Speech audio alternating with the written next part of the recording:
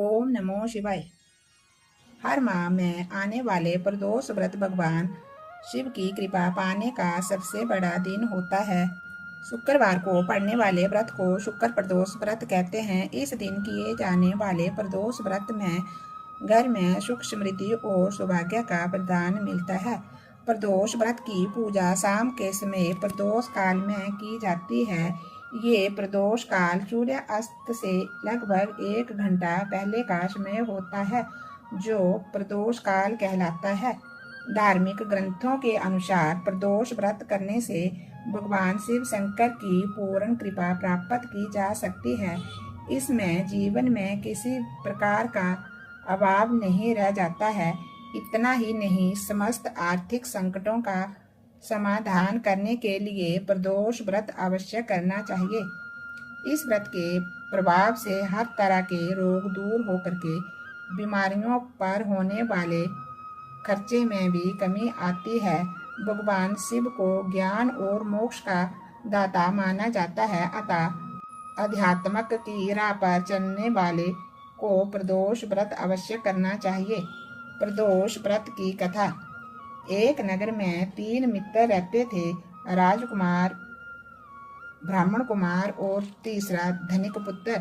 राजकुमार और ब्राह्मण कुमार विवाहित थे।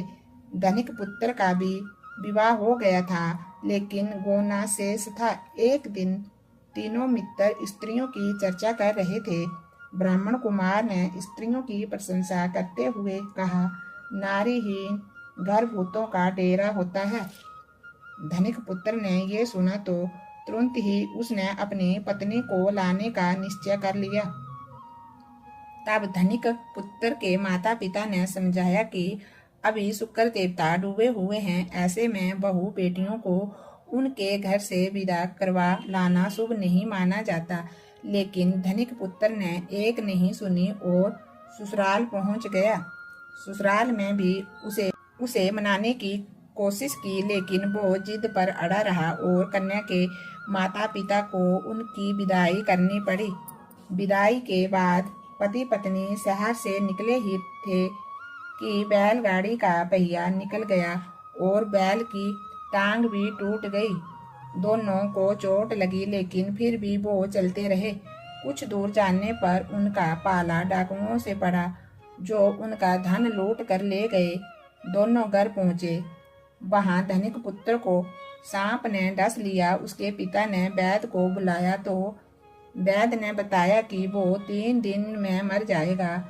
जब ब्राह्मण कुमार को ये खबर मिली तो वो धनिक पुत्र के घर पहुंचा और उसके माता पिता को शुक्र प्रदोष व्रत करने की सलाह दी और कहा कि इसे पत्नी सहित वापस ससुराल भेज दे।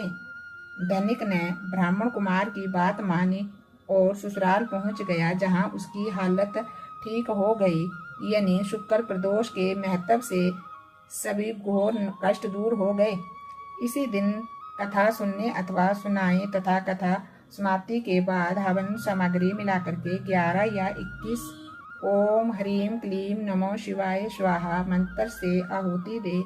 उसके बाद शिवजी की आरती तथा प्रसाद बांटे। उसके बाद भोजन करे।